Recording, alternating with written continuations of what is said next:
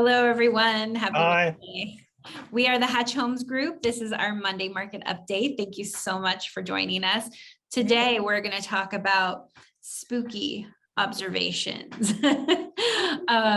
And, of course, we say spooky because it's October, it's Halloween time, but also, we're seeing some change, right? We're seeing some changes in the market, and change can really spook people. So we are going to go with where we are right now, where we've been, and we're going to talk about predictions, right? So price appreciation year over year. This visual is very striking, right? 20.4% year over year price appreciation in Oregon. And we thought that was crazy just for us. But I mean, when you're looking at like Idaho and Utah, and you're seeing even higher percentage of appreciation. Idaho's gone crazy. Oh my gosh. Yeah. Bananas. Talk about spooky. Yeah. That's and what's wrong with the left side of USA? What's happening? What's up with us? And, if you just think about how high prices were already in California and what they are right now, have some mercy on some Californians moving here, because that is intense, right? So is this the peak of what we are going to see in terms of prices? We talked about it last week. Our sellers were, trying to help them realize that they might not be able to expect what we've seen in the past. Yeah. So a lot of people are predicting that home price appreciation is on the cusp of flipping to a decelerating trend. It means that the level of appreciation, and we are seeing this, a level of appreciation is decelerating. So we're not going to see a crash. We're not going to see a big price drops, but it's got to moderate, and that's what we're predicting from the numbers that we're seeing.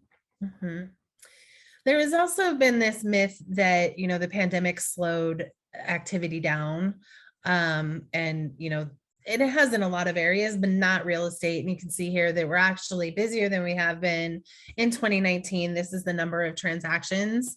In the middle, you can't really see that, but it's about 5 million transactions across the nation, and we're well above that. And I think maybe some people have talked about that a little bit, because we do see a little dip, but it's starting to go back up again.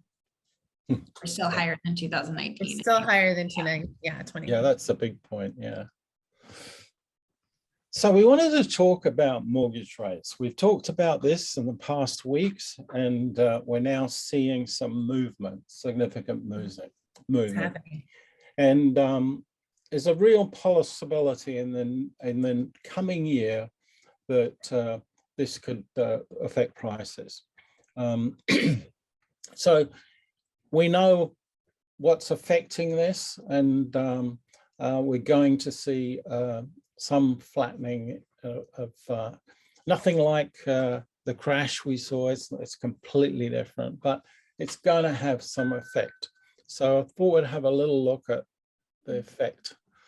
And but first of all, if you look at how things were at the beginning of the year and where we are now, this is fairly new data, but we've seen the actual numbers right now are higher than 3.01% for a 30-year fixed mortgage, but more like 3.5 or more. So we're seeing a whole percentage point shift in the mortgage rates. They're still very low. Still historically. It's amazing. Yeah, I mean, for the time we've been in real estate, we were thinking like 5 was great, but anyway, there we are. But it will affect things. So many factors have led to the increase. We're seeing that the Feds are no longer supporting the capital markets. They're not. They're going to take steps to control the economy, and we've also seen, everyone's seeing the effect of inflation. They can see prices rising, and it's quite startling. Supply shortages, those types of things. Yeah. Now, this is what people are predicting with interest rates. And the first 3.4% there is for the final quarter that we've just entered for this year. And that's going to be true. Yeah, well, we're already above that 3.4% right now. And so this is happening. But what's it going to do? How's that going to affect us? Oops.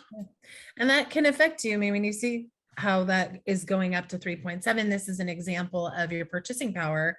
When your interest rate is, say, this example here is 2.75, and you need your payment to be $1,600 a month.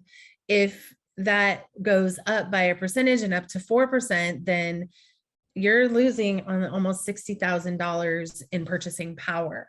So, you know, some people might be able to afford a few $100s more with that interest rate going up, but people who are really, you know, locked into that rate are going to have to, unfortunately, have less power in the purchasing market. Because they won't qualify. Because they won't qualify for it. Yeah. Yeah. And this is really, truly key with what is going to affect appreciation in the coming year, right? Like if you can only offer so much over list price, that's why, like, that's going to draw the line. That's going to, you know, make the appreciation not go up crazy. Buyers were able to just go well above list price because the interest rates were so low, it was not affecting their monthly payment as significantly. Yeah, I know it is. And so, you know, like if you're a buyer, don't let the high rising interest rates spook you. I gotta see what I did there. Because homeownership is a fundamental way of accumulating wealth in America. So like, I'll read you a quote actually. Not only can owning a home provide a roof over our head and secure place to live, but because mortgage payments genuinely remain fixed while rents may rise over time, a home can also be a very effective hedge against inflation. Together, these features can give homeowners an enormous advantage over renters when it comes to accumulating wealth. So that's what this graph is about. And just to take note that in Oregon, you know, they just passed that you can, now it was 7% rental increase year over year. Now it's 9% increase. So rents are going to be going up.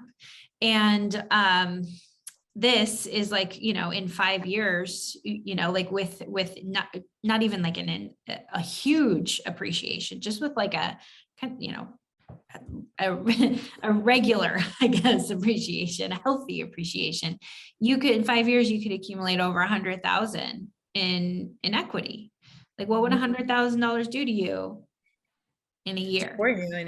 You could buy a rental. Yeah, you could buy a rental. And buy a bigger house that you, a house somewhere else, you know, and rent your current house out, sell it, or, you know, like there's just so many things that allows you to do. Mm-hmm. So yes, interest rates are going to go up. Yes, it's going to affect the year over year appreciation. Yes, we're going to have so many spooky headlines about like market change, it's just a crash or the bubbles bursting. Let's just look at the facts here and still like, don't let it deter you. And, you know, whoa, but for sellers, yeah, maybe you should be a little spooked. This is a good time. If we are at a peak. Yeah. There's no way down, but there's no other way but down. Right. So. Well, there's not going to be as much to gain from waiting, truly, you know? So, yeah.